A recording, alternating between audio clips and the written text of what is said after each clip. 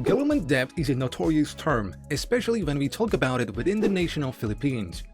This is because government debt has been used several times by policymakers and has emerged with controversies after failures. It has accumulated billions of dollars of money to implement infrastructures and programs, but has seen these infrastructures as failing to generate enough money to pay for its own, failing to even start, and in most cases, their supposed benefits to the economy have rather been negative. This is not to shun the entirety of the government and its use of debt.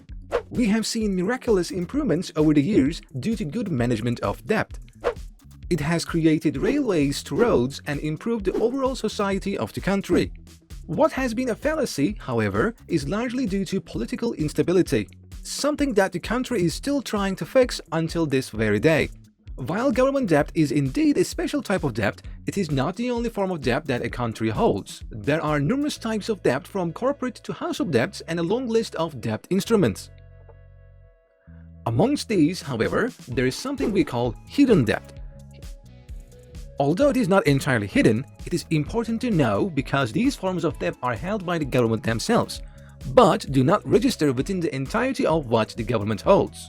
These hidden debts that we are talking about stem from their so-called government-owned and controlled corporations. In other words, businesses that the government holds a vital stake in, whether they own it entirely or just a small stake. These state-owned enterprises are known throughout the Philippines. As of the latest report, there are at least 200 of these state-owned enterprises. As a corporation, however, whether state-owned or as a private company, it is known that these very entities hold what we know as liabilities. A term that is in simpler terms means a company's financial debt or obligations. Although debt and liabilities are not entirely the same thing, liabilities are a far more complex concept that encompasses a lot of obligations for a company. But liabilities at the end of the day are still something that a corporation owes from another entity. As of the latest data published by the Commissions on Audit of the Philippines, these very same 200 or so corporations hold over 20.9 trillion Philippine pesos worth of liabilities, or around 364 billion United States dollars. This figure is higher, yes indeed higher than the very government debt of the Philippines, which stands at around 13 trillion pesos or just 226 billion US dollars. Why we have called this a so-called hidden debt is largely due to its connection to the government. These very corporations that hold trillions of pesos or billions of dollars worth of debt are owned by the government themselves. That means that the government is responsible if they fail. And if they ever do fail, it will cost the government and obviously the taxpayer. Take, for example, the famous Manila Light Rail Transit System, a grand scheme that is regarded as a beneficiary to the country. However, as of 2018 and 2019, the railway system has actually failed to produce money. It declared that it had amassed over 1.6 and 1.5 billion pesos in revenues, respectively. Yet, at the same time, had operating expenses over 4.7 and 5.2 billion pesos. This just means that the project is not making sufficient money to cover its operating costs. This is why the program is being subsidized by the government, to ensure that it keeps on running. Why did it come to this, you may ask? Well, we will not delve into deeper matters, but we will leave it to the facts claimed by authorities, such as a failure for its maintenance, which caused deep excess running costs and many safety issues.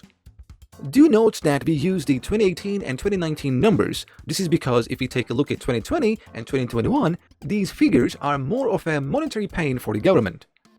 Anyway, going back to our topic, the LRT is just one of the 200 businesses that the government has to cater to. Of course, the LRT may be an exception. These are state-owned corporations that are also generating enough money to be independent of the government's help. But these should not shun us away from the fact that when a corporation fails, the government has no choice but to save it or at times subsidize it.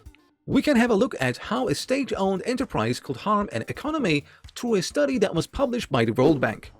According to the report, which was undertaken in South Asia, these very state-owned enterprises are threatening the very government. This is because when a state-owned enterprise fails to make a profit, it will add up to the overall government debt of the country. This might be relatively true for the likes of the LRT program. And if it ever fails or a state-owned corporation declares bankruptcy, then it is more than likely that it will cost the government a tremendous amount. Now, this is not to shun the use of the state-owned enterprises.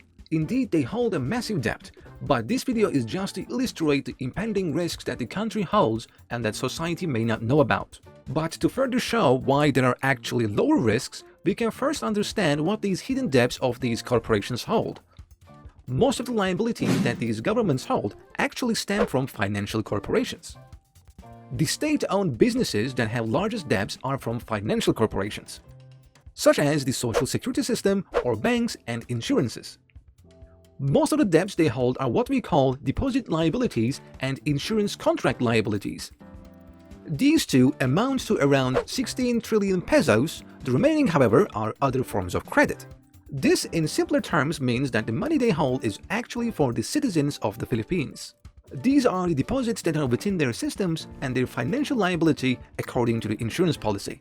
Therefore, the systemic risk of these big liabilities is quite small, probably smaller than the remaining 4.9 trillion pesos worth of liabilities, since it is composed of many factors.